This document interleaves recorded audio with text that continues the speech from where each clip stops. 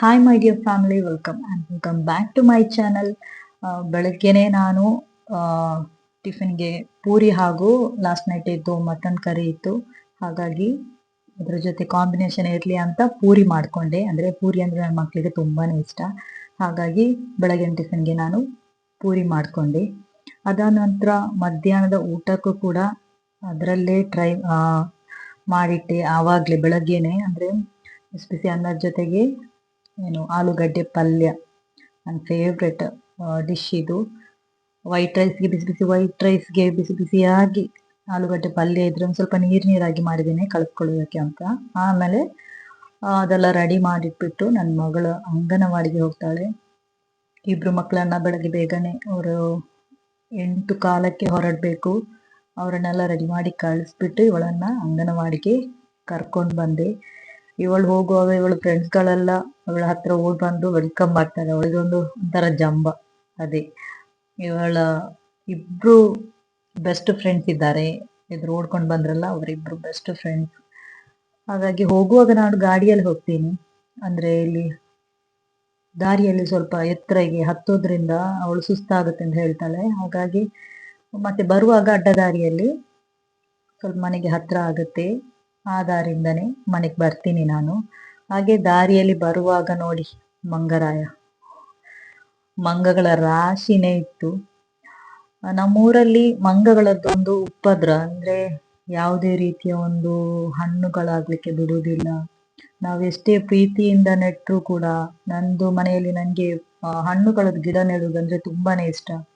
ಸಪೋಟದ್ದು, ಮತ್ತೆ ಲಕ್ಷ್ಮಣ ಫಲ, ರಾಮಫಲ, ಸೀತಾಫಲ ಕೂಡ ಇದೆ, ಹಾಗೂ ರಂಬೂಟನ್ ಕೂಡ ಇದೆ, ಹಾಗೂ ಮಲ್ಬೆರಿದು ಕೂಡ ನೆಟ್ಟಿದ್ದೇನೆ. ಇವಾಗ ಅದರಲ್ಲಿ ಹೂ ಬಿಡ್ತಾ ಇದೆ. ಆದ್ರೆ ಏನಿದ್ರು ಏನು ಪ್ರಯೋಜನ ಇಲ್ಲ, ಈ ಮಂಗಗಳು ಬಿಡುವುದಿಲ್ಲ. ಬಾಳೆಹಣ್ಣೆಲ್ಲ ಅದೆಲ್ಲ ಬಂದು ಬೆಳೆಯೋದಕ್ಕೆ ಬಿಡುವುದಿಲ್ಲ, ಅದು ಬಂದು ತಿಂದು ಹೋಗುತ್ತೆ.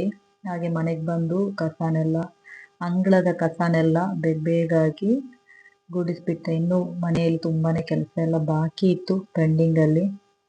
ಅಂಗಳ ಒಂದು ಕ್ಲಿಯರ್ ಆಗಿರ್ಲಿ, ಅಂದ್ರೆ ತುಂಬಾ ಗಿಡ ಮರ ಇರೋದ್ರಿಂದ ಎಲೆಗಳೆಲ್ಲ ತುಂಬಾನೇ ಉದುರೋಗುತ್ತೆ. ಮತ್ತೆ ಬರುವ ಅತ್ತೆ ಮನೆ ಹೋಗೋ ದಾರಿ ಕೂಡ ನಮ್ಮ ಮನೆಯಿಂದ ಕೆಳಗೆ ಇಳಿದು ಅಲ್ಲಿ ಕೂಡ ಸ್ವಲ್ಪ ಎಲ್ಲ ಕ್ಲೀನ್ ಮಾಡಿ ಮನೆ ಮೇಲೆ ಇನ್ನೂ ಕೆಲಸ ಇದೆ. ಇದು ಎಲ್ಲ ಮಾವಂದೆಲ್ಲ ಅಡಿಕೆ ಎಲ್ಲ ಕಟ್ಟಾಕಿಟ್ಟಿದ್ದಾರೆ. ಹಾಗೆ ಬಟ್ಟೆಗಳನ್ನೆಲ್ಲ ಒಣಗಾಕ್ತಾ ಇರ್ಬೇಕಾದ್ರೆ ಮೇಲೆ ಮರದಲ್ಲಿ 2 ಏನಿದು ರಾಮಫಲ ಕೆಂಪಾಗಿದೆ. ಇಷ್ಟರವರೆಗೆ ನಮ್ಗೆ ಒಂದೂ ಸಿಕ್ಕಿರ್ಲಿಲ್ಲ ಇಷ್ಟೊಂದು ಕೆಂಪಾಗಿದ್ದು. ಅಂದ್ರೆ ಮಂಗನಿಗೆ ನನ್ನ ಮೇಲೆ ಕನಿಕರ ಬಂದಿರ್ಬೇಕು. ನಾವು ಸ್ವಲ್ಪ ಅದು ಹಣ್ಣಾಗ್ಲಿಕ್ಕೆ ಉಂಟು ಅಂತ ಹೇಳುವಾಗ್ಲೇ ನಾವು ತಗೊಳ್ತಿದ್ವಿ. ಅದೊಂದು ಅಷ್ಟೊಂದು ರುಚಿಯಾಗಿರ್ತಿರ್ಲಿಲ್ಲ. ನೋಡಿ, ಆರೆಂಜ್ ಪೀಲನ್ನು ನಾನು ಒಣಗಾಕ್ಲಿಕ್ಕೆ ಇಟ್ಟಿದ್ದೆ. ಅದರದ್ದು ಅಡಿದು ಅದರದ್ದು ಬ್ಯಾಗೇ ಇಲ್ಲ, ಒಂದು ಬಟ್ಟೆ ತರದ್ರಲ್ಲಿ ನಾನು ಒಣಗಾಕಿಟ್ಟಿದ್ದೆ. ಹಾಗೆ ಅಲ್ಲಿಂದ ಬಂದ್ಬಿಟ್ಟು ಒಂದು ಎಣ್ಣೆ ರೆಡಿ ಮಾಡೋಣ ಅಂತ. ಮಗಳಿಗೆ ಸ್ಕೂಲಿಗೆ ಹೋಗ್ತಾ ಇದ್ದಾಳಲ್ಲ, ಚಿಕ್ಕನ್ನಿಂದಲೇ ಎಣ್ಣೆ ಹಾಕಿ ಕೂದಲಿಗೆ ಒಳ್ಳೆ ಆರೈಕೆ ಕೊಟ್ರೆ ತುಂಬಾನೇ ಚೆನ್ನಾಗಿ ಬೆಳೆಯುತ್ತೆ ಕೂದಲು. ಹಾಗಾಗಿ ಅದಕ್ಕೆ ಭೃಂಗರಾಜ್, ಒಂದೆಳಗ, ಈರುಳ್ಳಿ, ಮತ್ತೆ ನೆಲ್ಲಿಕಾಯಿ, ತುಳಸಿ ಎಲೆ, ದಾಸವಾಳ 2 ಕಲರ್ ಕೂಡ ಇದೆ, ಕೆಂಪು ಮತ್ತೆ ಬಿಳಿ, ಮೆಂತ್ಯ, ಫ್ಲಾಕ್ಸ್ ಸೀಡ್ಸ್, ಮತ್ತೆ ಲೆಮನ್ ಇದ್ದು ಎಲೆ, ಅದೆಲ್ಲ ಹಾಕ್ಬಿಟ್ಟು ಇದು ನಾನು ಮಸ್ಟರ್ಡ್ ಆಯಿಲ್ ಅಲ್ಲಿ, ಅಂದ್ರೆ ಸಾಸಿವೆ ಎಣ್ಣೆಯಲ್ಲಿ ನಾನು ಕಾಯಿಸ್ತಾ ಇದ್ದೀನಿ. ಸಾಸಿವೆ ಎಣ್ಣೆ ತಲೆಗೆ ತುಂಬಾನೇ ಒಳ್ಳೇದು ಅಂತ ಹೇಳ್ತಾರೆ, ಕೆಲವರು ಹೀಟ್ ಅಂತ ಹೇಳ್ತಾರೆ. ಹೀಟ್ ಇರೋದಕ್ಕೆ ನಾನು ಮೆಂತ್ಯ ಹಾಕಿದ್ದೀನಿ. ಮೆಂತ್ಯ ತುಂಬಾನೇ ತಂಪಲ್ವಾ. ಹಾಗಾಗಿ ಅದನ್ನೆಲ್ಲ ಹಾಕಿ ಮೊದಲಿಗೆ ಈರುಳ್ಳಿ ಹಾಗೂ ನೆಲ್ಲಿಕಾಯನ್ನ ಹಾಕಿ ಸ್ವಲ್ಪ ಫ್ರೈ ಎಲ್ಲ ಮಾಡ್ತೀನಿ.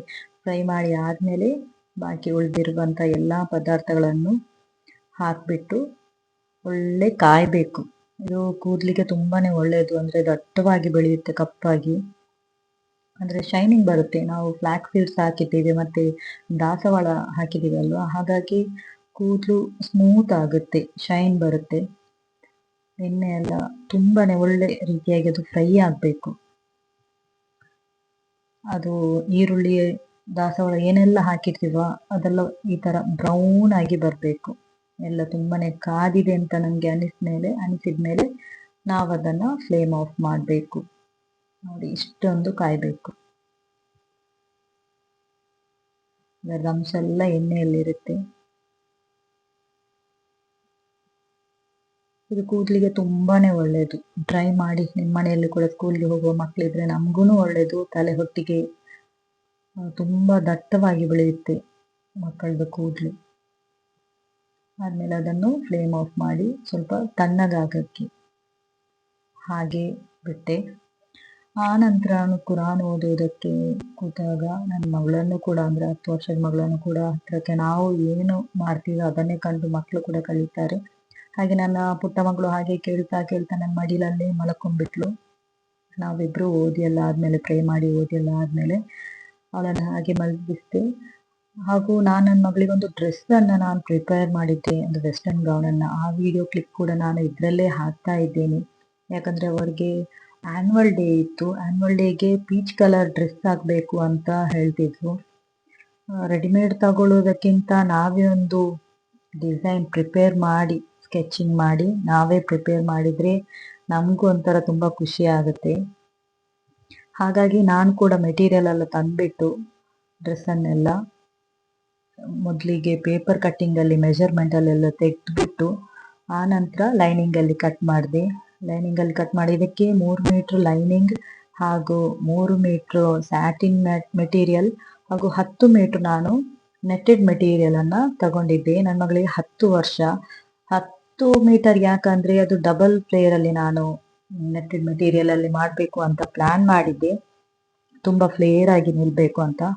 ಹಾಗೆ ಮತ್ತೆ ಅದಕ್ಕೆ ಕ್ಯಾನ್ ಇದ್ದು ಸ್ಕರ್ಟ್ ನಾನು ಸಪರೇಟ್ ಆಗಿ ಮಾಡಿದ್ದೆ. ಅಂದ್ರೆ ಒಂದೇ ಡ್ರೆಸ್ಸಿಗೆ ಹಾಕಿದ್ರೆ ನಾವು ಅದನ್ನು ವಾರ್ಡ್ರೋಬ್ ಅಲ್ಲಿ ಇಡೋದಕ್ಕೆ ಕೂಡ ತುಂಬಾನೇ ಕಷ್ಟ ಆಗುತ್ತೆ. ಅಂದ್ರೆ ತುಂಬಾ ಹೆವಿ ತರ ಕಾಣುತ್ತೆ, ಫೋಲ್ಡ್ ಮಾಡ್ಲಿಕ್ಕೆಲ್ಲ ಕಷ್ಟ ಆಗುತ್ತೆ.